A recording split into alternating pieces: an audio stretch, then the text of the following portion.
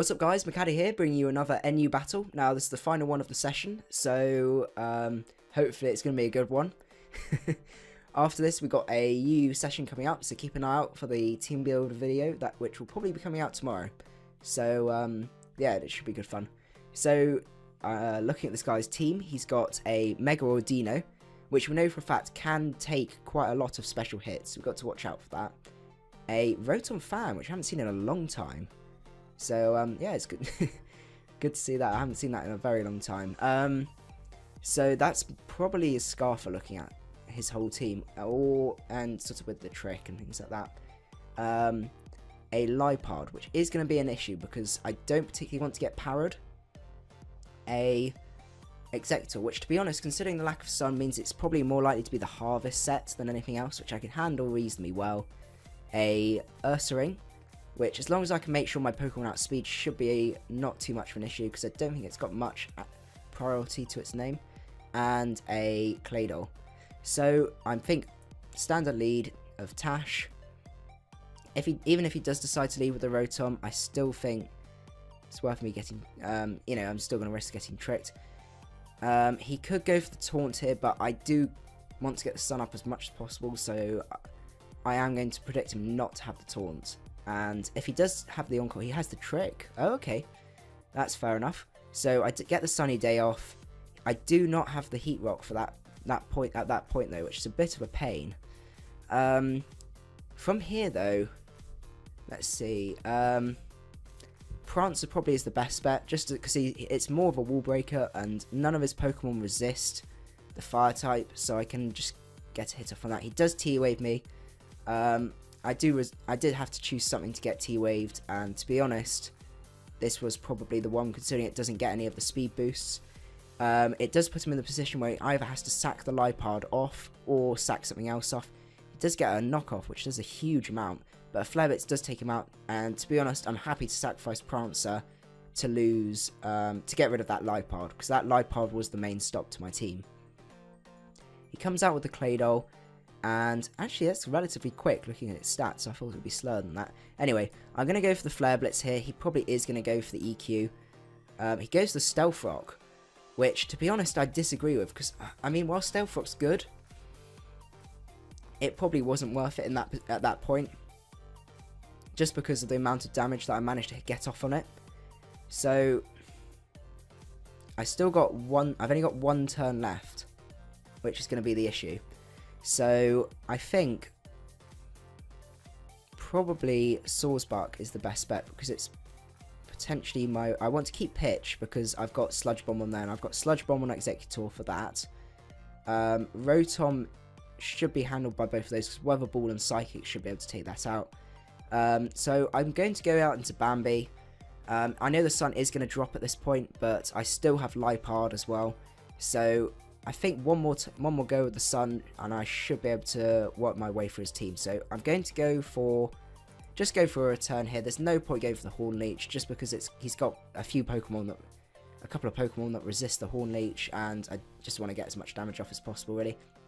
The Sunlight does fade at this point, and he may worry about the fact that I might be completely speed invested, so I can't really see the Executor coming in. Oh, sorry, the Rotom coming in. The Executor might come in, mainly because of it's got quite good bulk, and also the Harvest set as well. If the Ordino does come in as well, I think what I'm going to do with Bambi is just try and get as much damage off as possible on everything. I don't think he's going to bring the Ursaring in, because from memory, Swordsparks typically outspeed Ursarings if they're speed invested. I'm trying to remember off the top of my head. But apart from that, I don't see what he can really go for. So while we've got a second as well, I just wanted to get an idea from you guys about sort of the format of these, because obviously I upload 5 days a week with these, Monday to Friday. So I don't know how easy it is for you guys to make sure that you keep watching every single one. Do you normally sort of watch them every day, or do you normally sort of binge watch, or do you miss some? Because if you guys would feel it would be easier, I might potentially change up the format and do sort of just 2 videos, but sort of have multiple battles in those videos as well. So I'd love to know your guys' opinion on that as well, because that would be a good thing to know. And just it sort of, you know, it's just another way for me to find out, you know, what you guys would prefer, and sort of give you the content in the best sort of quality and sort of in the easiest way for you to watch. Because I know obviously some of you might not want the videos to be super long, because it's just sort of a quick 10-15 minutes. If you've got got a minute, just watch it. But then it does rely on you having to come back every day to try and watch my videos, or binge watch later on. So yeah, if I could just get your guys' opinion on that, that would be really good. Looking at this timer, unfortunately, I have a feeling he is probably going to DC on us, and he has disconnected. To be honest, I was pretty sure it was GG from here. So I think what we're going to do is we'll have another battle, just because it's the end of the session, and yeah, this wasn't a complete one. So I will see you guys at the start of the battle. Okay, so we're back for the second battle of this episode. So this guy's got a Mawile. Now, obviously, Mawile is banned for NU. It would be pretty bad if it wasn't. So it's props to him for using the non-mega version. I haven't really seen that around that much.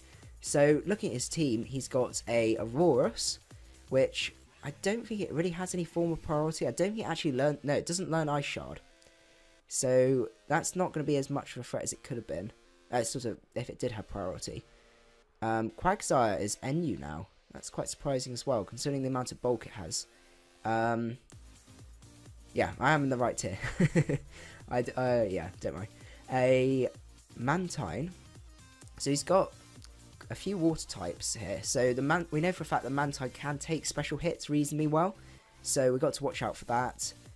A Azelf with 105 speed. So I think in the sun I should still be outspeeding. He's going to be sitting at about 350 speed or so, and then a Mag Mortar as well. So I think in terms of lead, just standard Tash lead, get the sun up. He goes out with the Mesprit. It is very tempting just to get a T-Wave off at this point. None of his Pokemon, apart from Quagsire, are ground type. So I think a T-Wave is probably the best bet. He has the trick. That was a good play on his part. I do get the T-Wave off. So the question is now, am I going to be cheeky and stay? Oh no, there's no point staying in, because he will go out into the Quag from there. So I think I should have gone for the sunny day. I shouldn't have been greedy. But to be honest, the Mesprit would have still caused me a few issues. So I think it's good that I have T-Waved it. So I think from here, I'm probably going to play. I'm going to go out into Prankster. Looking at his team, it is like the least valuable Pokemon. He does go for the U-turn there. I can see him going out probably into the Quagsire. If he does go out into the Quagsire, I'm probably going to go out into the Liepard just to get the maybe the Liepard. He does go out straight out into Quagsire. I am quite tempted to go out to Free Face and do something I haven't actually done yet, which is set up the sunny day with Executor. Just because this is most likely his wall, and I would quite like to keep Tash around just for the I guess I could actually, Tash is probably the better bet, because I can go in, I can get EQ'd. I will still outspeed because I've got the, yeah, I doubt he's speed invested. So I'm probably going to do that. I'm probably going to go out into Tash, then I can get the sunny day up and let him kill me. And from there, he goes out into the Mag Mortar. I know I'm going to take a hit, so I'm actually going to get the sunny day off. It sounds really counterintuitive with the Mag Mortar out here, but personally I think it's probably the best bet. He is probably going to be choiced as well, because they typically are. So he is probably choice locking himself into Fire Blast. So here I'm going to go out into Prankster, just because with Tash with the Scarf up, it actually gives me the opportunity to set up on probably ORAS, Mawile, Quagsire, and now the Mesprit as well. So actually I've got 4 potential Pokemon to set up a bit more, set up the sun again. Now this is when things get scary, because Prankster now has Flash Fire, Flare Blitz, and even though that's resisted, I think it would still do quite a decent chunk. The question is though, do I go for it, or do I go for Drill One? Drill One's 160, whereas Flare Blitz is 240.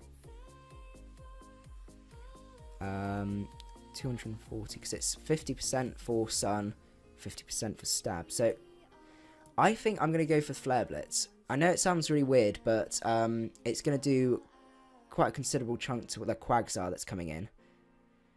54%, that's pretty good. So I know I am going to be taking a lot of damage from recoil, but it sort of paves the way through for me. I think I should be able to live. Yeah, I do live, so that's good. So I can get another hit off. There's nothing else that does outspeed me as well, so I can actually, or has priority, I think. I know the Mawile probably has Sucker Punch. To be honest, if the Mawile does come out, I am definitely going to switch out. And I'm not exactly sure what he will go into. If he does go out into the Mantown, I probably am going to go for the, what's it called? Wild Charge. Just, I think it's got to the point where Rapidash probably does need to be just take something out.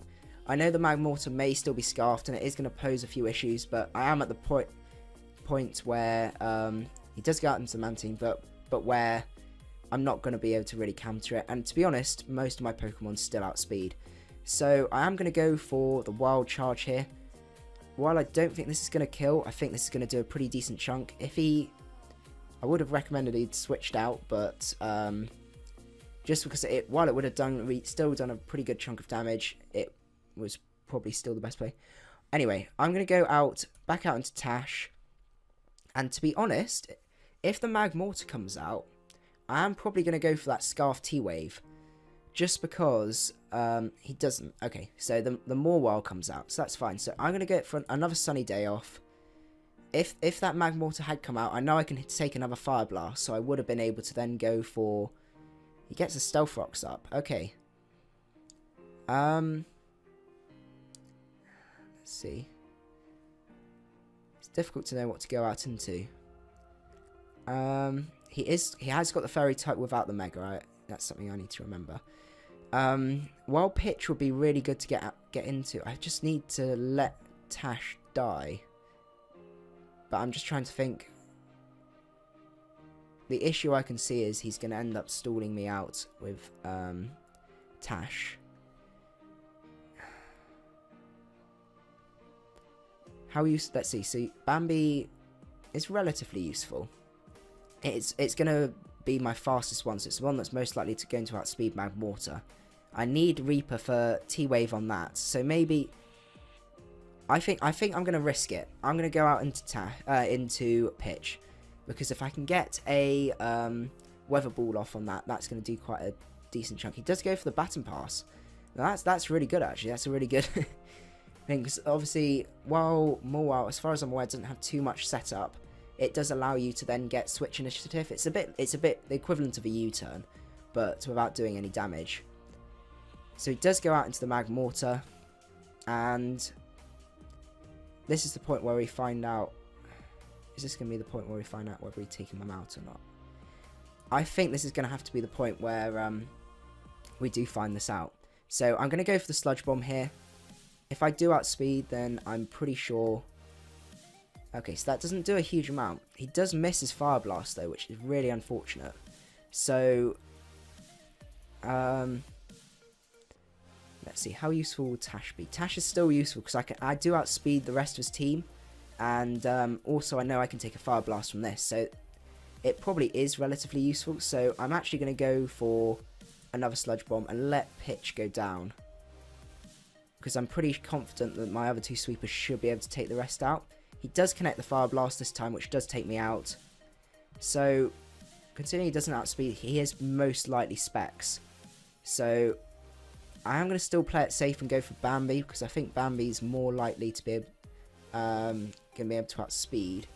So I'm going to go out into Bambi and just get a return off. I know ORAS does resist it, and so does Mawile, but okay, so he switches out into the Mawile, which is fair enough. He is probably going to go for the Baton Pass at this point. So what I would like to do, though, is try and get Rocks up again, because if I can get Rocks up, then that's going to take out his Magmortar and puts me in a very, very comfortable position. So,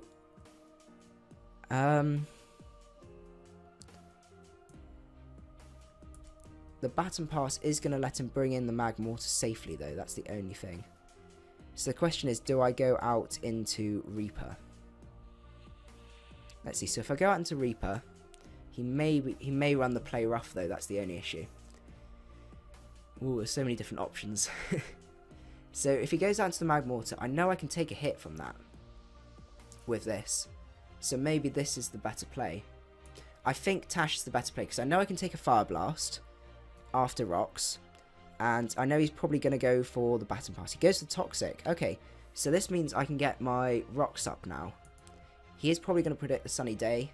Hopefully he makes the mistake of going for the Baton Pass, because he's then going to have to. He's going to be slower than me, and he does make the mistake of going for the Baton Pass. So now that means his Magmortar's now dead. So he's probably going to have to. He's going to have to go either into his ORAS or his Mesprit. And to be honest, it's probably got to the point where Tash probably can come down. I do disagree with that play, because if you can have Death Fodder, you don't really want to try and get rid of it. You want to try and keep it, because it means you can get a safe switch into something else. So just throwing it away for no reason is not the best play in the world. So from here, I do anticipate probably the Auroras coming out, and I think Tash, in all honesty, has probably outlived his usefulness. Yeah, so I'm just going to go for the Stealth Rock. I think it gets Earth Power. He goes for the Hyper Voice, as I just keep setting up the rocks. I don't really want anything else to be able to sort of take that hit, so this is probably the best one to let it go down. So from here, I can go out into Reaper, get the Sunny Day up, and I think I can probably one-shot most things from here. The Mawile probably will be quite bulky, but it shouldn't be too much of a problem. I can't see it being able to do that much to me. So I'm going to go for the Sunny Day here and probably go out. I think Executor is the best bet, just because we know that the Mawile stalls. So I get the Sunny Day off, and I'm just going to go out.